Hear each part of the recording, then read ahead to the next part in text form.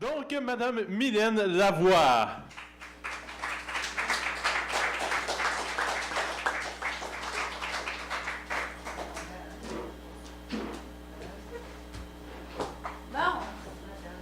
OK, c'est bon. Fait que bonjour tout le monde. OK, juste m'assurer que tout est beau. Première question est la seule. Est-ce que ça vous tente de voyager? Oui. Tant mieux. Vous me direz après, je vous avertis, c'est pas sans risque. Alors, ça va pas à la tête. C'est comme ça que ça s'appelle. Vous allez comprendre. Ohé, ohé, ohé. Chers marins, pêcheurs et bateliers, qui est prêt pour la grande traversée? Au bout de la terre, au bout de la mer. Ma fille nous accompagnera. Ma fille et sa boule de cristal. Ma fille et sa magie. Oh! Oh! Que cherches-tu, vieux fou? Que cherches-tu? Je cherche l'aventure qui est la grande traversée. Ah! Qu'espères-tu trouver, vieux fou? Qu'espères-tu y trouver? Les 7 filles du roi et les trésors. Mais le roi est en Angleterre, vieux fou. Le roi est en Angleterre. Passe-roi là, ma bande d'idiots. Mais les 7 filles du roi, des 7 mers, des 7 trésors cachés au fond des 7 mers. Et puis, fou, et puis, la sirène, tu veux dire? La sirène? Ah, oui, les sirènes. Il y a longtemps, j'en ai vu une de mes propres yeux, comme je vois tous en ce moment. Et la créature du malin était allongée sur un rocher, le bas de son corps luisant au soleil. Fadaise! Non, mais est-ce que vous êtes d'accord avec moi? C'est un vieux fou! Je sais pas qu'est-ce qu'il dit. Ça tourne pas rond dans sa tête. Fadaise, vieux fou! Ne riez pas, gens du peuple. Non, ne riez surtout pas, car je suis pas un menteur. Ah non, j'en ai vu une sirène, de mes yeux vus, qui se trouve être une des 7 filles du roi des 7 mers. Elle m'a révélé qu'il existait des trésors fabuleux cachés au fond des 7 mers. Et la troublante et charmante Ondine m'a montré un joyau gros comme un rubis. Et puis, vieux fou, et puis... Ah!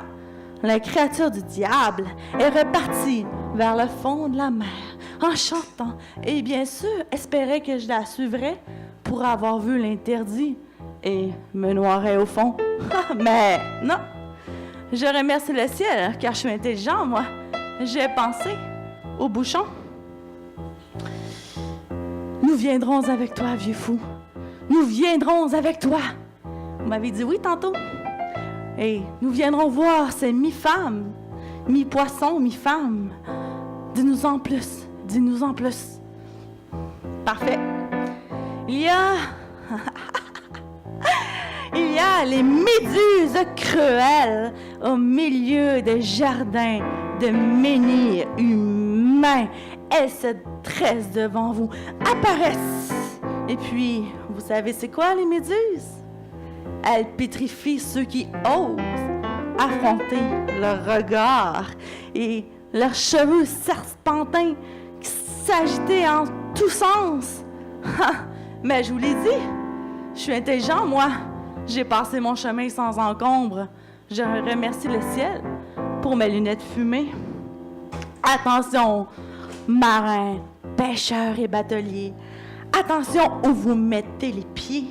Méfiez-vous des ombres noires sous l'eau encore plus noire qui abrite des serpents et des dragons des mers, hideux, affreux, immenses, eux aussi, et se dressent devant vous, hantant vos nuits jusqu'à la fin de vos jours, en cauchemar, et ils broient les petits bateaux de leurs dents carnivores, se régalant de votre chair tendre et horrifiée.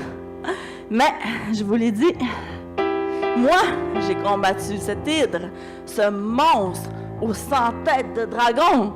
Et cette fois-ci, ce n'est pas ma seule bravoure. Je remercie le ciel pour mes harpons magiques. Oh! Est-ce qu'il y a d'autres dangers, vieux fou?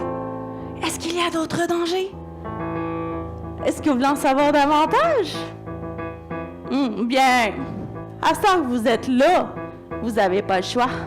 Parce qu'il y a aussi les magiciennes de la mer qui aspirent les bateaux vers le fond par des traîtres tourbillons, par une nuit calme et douce, où que la lune vous berce de sa blancheur infinie.